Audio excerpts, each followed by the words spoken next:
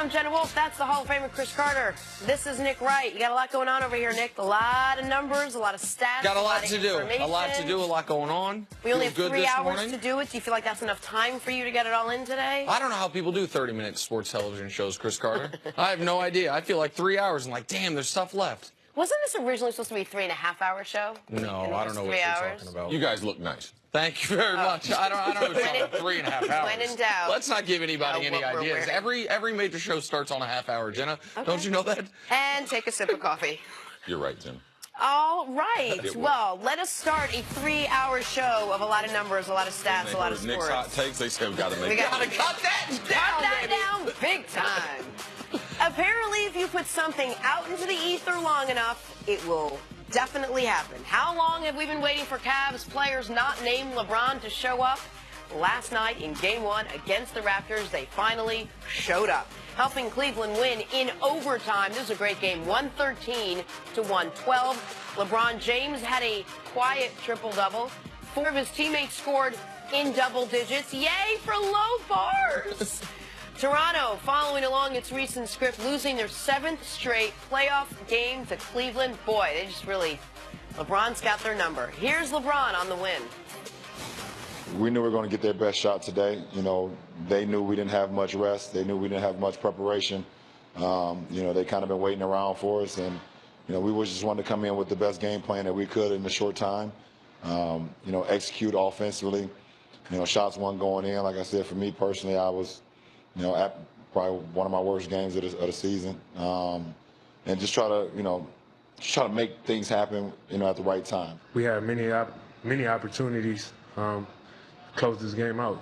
You know, like you said, we couldn't buy a bucket. You know, we got some great looks. We had a lot of shots point blank at the rim that went in and out. Freddie got 2 great looks. You know, we can name countless of things, but you know, it should never came down to depend on none of those. You know, but it happens. Now we understand what we gotta do next game.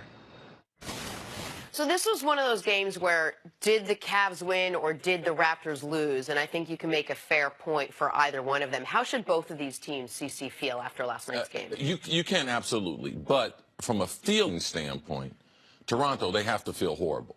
Now, you talking about getting Cleveland. We know the history there. Going into this game, had lost 6 straight in the playoffs in a humiliating fashion. At the end of the season, where Toronto was playing the best basketball that we've seen this play over this stretch, this tenure with this team, they got smashed by the Cavs. And 2 games that meant everything to Toronto, didn't mean anything to Cleveland, they got smashed. Cleveland just came through the most difficult series that we've seen, them not going against some type of championship caliber team and struggling with the Pacers in 7 games, no rest. They put in a game plan. That's a 24-hour game plan.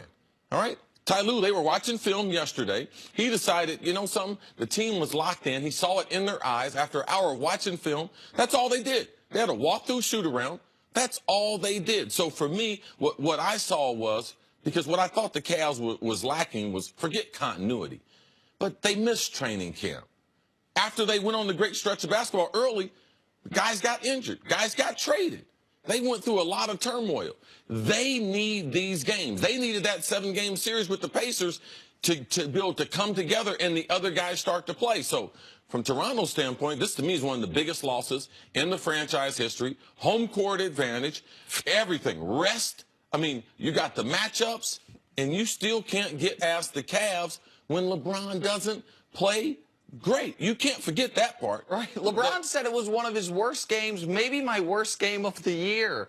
And you lose. You have a double-digit early lead, and you lose. You're rested. They're exhausted. You have home court. They don't. You're the healthiest team in the playoffs. And you miss 11 straight shots to finish the game. In the final 4 minutes of the game, LeBron makes 2 baskets. Your team makes 0.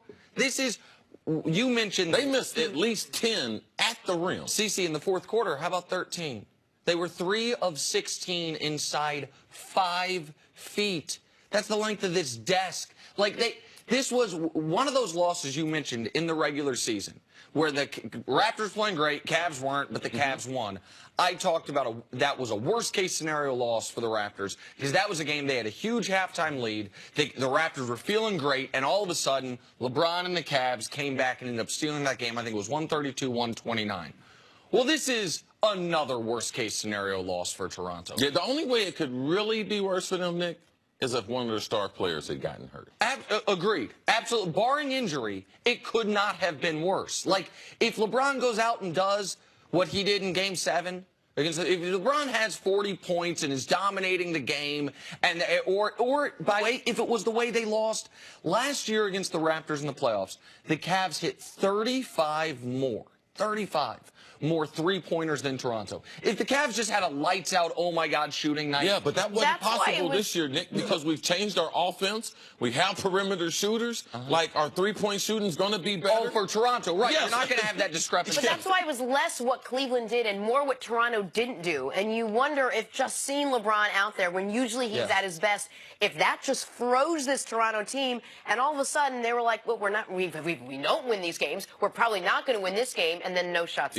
We can blame it on whatever we want, but there's some clear examples as far as not being able to finish in the paint. They dominated the glass. They dominated in the paint, but losing a possession after a timeout on a 5-second violation, Kyle Lowry throwing the ball in over LeBron. You know LeBron's guarding him. Like, why would you have him throw the ball in? You just calling a timeout. Put a taller person out there that has a height advantage, or at least it's neutral. They negate each other. Like, bad coaching at the end, wasting timeouts. Like, so they didn't have a timeout. The biggest shot of your season, Fred VanVleet's been an awesome story. A potential 6th Man of the Year candidate. Yes. He was injured. With what? With a right shoulder injury. He's a right-handed shooter. He hadn't played in the 4th quarter. Let's have our biggest shot of the season come down to Fred VanVleet. All of it was unforgivable by Toronto. And these are listen, one of the reasons I believe, CC, that the Pacers were a bad matchup for the Cavs. There's a lot of X's and O's stuff, but it's also because their best player, Victor Oladipo, doesn't have any bad experience against LeBron. When he played in the East, his team was terrible, never made the playoffs. Played a year in OKC. He's never played LeBron in the playoffs. He went into that series saying, you know what, I'm going to play the best player in the world as close to even as possible. Well, because the one thing also he can do is because we know from LeBron going back to Derrick Rose when he was in his prime. Yeah. When they put LeBron on that point guard late in the game, which we saw last night, he did to Kyle Lowry, shut him down. They can't do that to Oladipo because he can beat LeBron off the dribble. He's too fast. And that's the disadvantage. There's some other things as far as the Pacers, them being a younger team, and they do some things that give Cleveland problems, but talent-wise, Toronto is far more talented. Agreed. The point that I'm making on Oladipo is Oladipo, we were talking at halftime.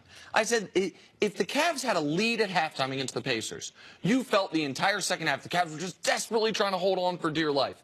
They were down 3 at half against the Raptors. LeBron walking off the court, shaking his head, yes, feeling confident. There was no mental block from Oladipo. Yeah. I've never beat this guy. How do I beat this guy? I think also that exists with Toronto. That initial burst that you know you're going to get being there in Toronto, that energy, how well the team played early.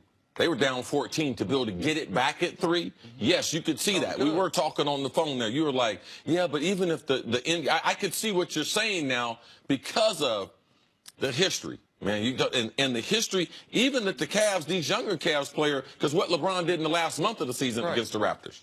Not to mention the fact the Cavs never led during regulation. Yes. To win a game or to beat Toronto and to lose a game where your opponent never led during regulation is something else. How deflating is this for them moving forward? How much more of an advantage do the Cavs have looking ahead now? Listen, I thought the Cavs had a distinct advantage over Toronto going into it because of the matchups, because of the history, because the Raptors don't have anyone you can even throw at LeBron. But the only way the Raptors had a shot in this series to me was if the games, the 50-50 games, they got to win them. And this wasn't a 50-50 game. This was a 75-25 Raptors game. Yeah. And they lost it. You mentioned, this is only the second time in 20 years a team has lost a playoff game without ever trailing in regulation. It doesn't happen. And the Raptors got to sit on that and deal with that tonight, headed into tomorrow. The only thing that keeps me from being overly optimistic is I've seen the Cavs. I'm still concerned about their support or lack of support of LeBron. Now, he got that last night, but Kevin Love didn't score. I mean, in a game that we need him, doesn't get in double figures. So I'm like, okay, now the game number 2 is vitally important. We understand that. But I know if they get it to 1-1, I know Toronto can beat them one game in Cleveland because this is Cleveland team. They're still a Jekyll and Hyde. LeBron will pick up his play, though. That's what they really should be concerned about game 2 and moving forward. And on a night where LeBron called it arguably the worst game of his career between of the season. Yeah, a little drama in that. A little drama in that. He accounted for 59 points last night. I hope he just plays like a medium game next time for game 2. We'll talk much more about this, and you mentioned Kevin Love. We will talk about his role moving forward. But coming up, are the Golden State Warriors unstoppable now that Steph Curry is back? He must have had a remarkable season if that was his worst game. Next on First and First. Do you think that was a little pat himself on the back?